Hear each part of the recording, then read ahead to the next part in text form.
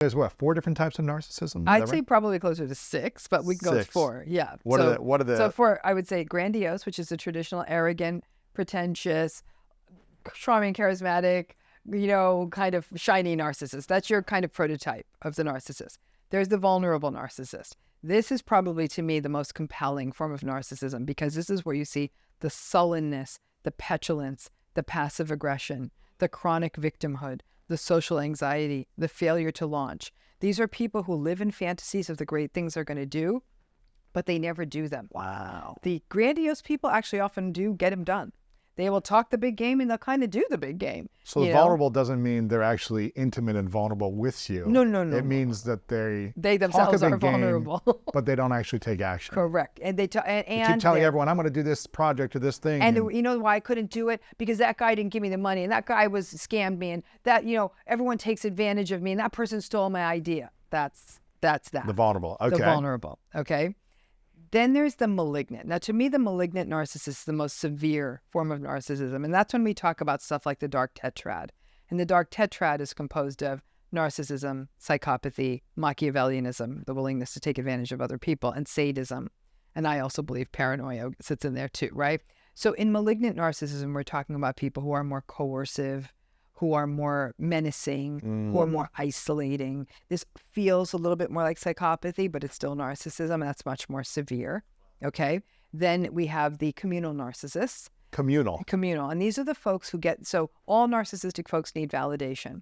The communal narcissistic folks are interesting because they get their validation by being perceived as saviors, rescuers, and do-gooders. Like cult leaders or more? That's a severe. So a cult leader would be a communal malignant narcissist. That would be. Okay. So wow, these combined. are like cocktails, right? Jeez. These are like you put it all together. Wow. So at the extreme, a communal malignant narcissist, cult leader. But some communal narcissists could be a mother who does all the activities and the PTA and helps the little league and raises the money and goes to the galas and goes home and screams at her kids and is horrible and abuses her partner. But on the surface, it looks like they think she's a saint amongst us.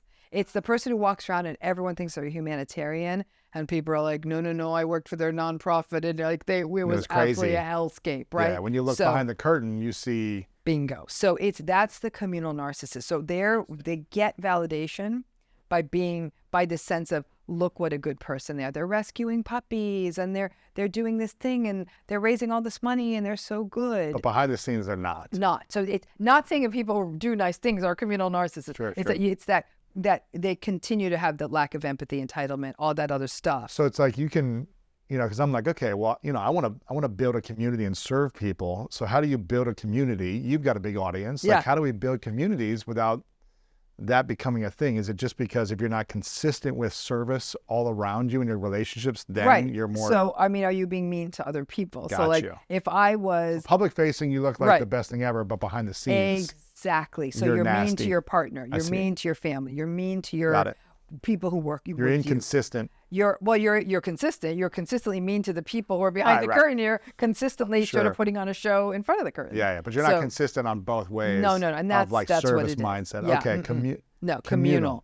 And then there's the self-righteous narcissist. And the self-righteous narcissist is judgmental, moralistic, rigid. They're often funky with money. They will. This would be a kind of person who has so much money, and someone in their family has a hardship. They had a job loss, and then their kid needs medical care, and they'll say, "Well, I didn't create this situation, so I guess you'll have to figure it out." They have no heart. Like it feels like no heart, but there's also this really rigid, judgmental, and they judge people from the sense of, well, look at all I built. I guess I must have worked hard. They'll never account for their luck, right? Or sometimes their absence of bad luck, that kind of thing.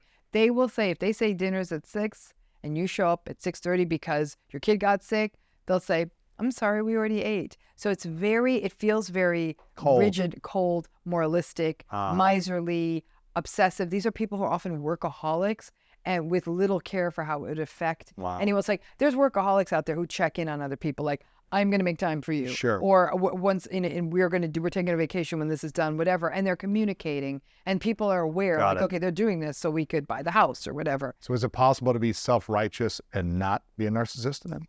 I don't think you can ever be self-righteous and healthy, because I think if you're self-righteous, you're like, I'm better than you.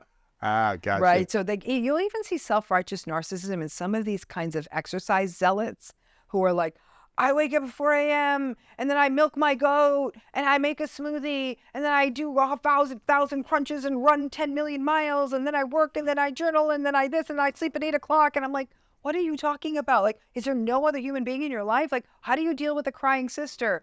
I tell her to go to hell and I drink more goat milk. I mean, it's that can be like, and the reason I'm in shape and I'm going to live to be 179 years old is because I do all this and you don't, you lazy, awful person. That's self-righteous. Lacking compassion, lacking understanding, It's lack awareness. of awareness of others. So that self-righteousness is sort of where the lack of empathy sits, right?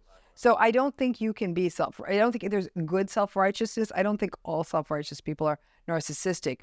But many people have said to me that self-righteous narcissism is really what happened in their family of origin. It was a parent. So there would almost be this unrealistic expectation that the child would adhere to rigid, obsessive rules like, don't touch this, don't do this, don't sit there, eat like this. And so the kid never got to be a kid. Okay. Number 6?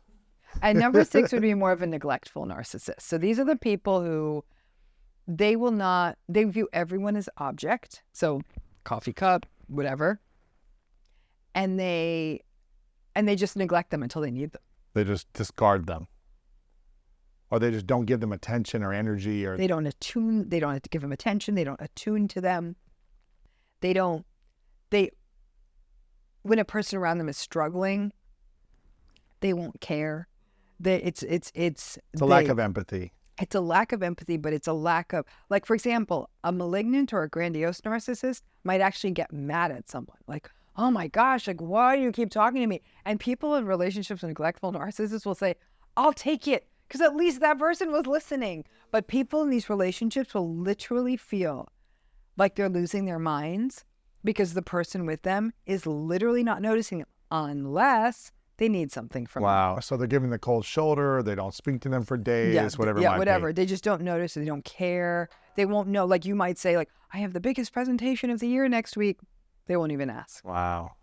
It's all about them. It's all about them, but in this weird way. But and they don't even take notice of other people. So it is people. I've known clients in this experience, and they'll say, it's as though I didn't exist. But then when I had the piece of information or something they needed, I existed. So you feel like a really neglected personal assistant. Oh my gosh. Thank you for watching this video. If you want more inspiring clips like this, make sure to click right here to subscribe and click right here to watch that next video that is specific to support you in your life.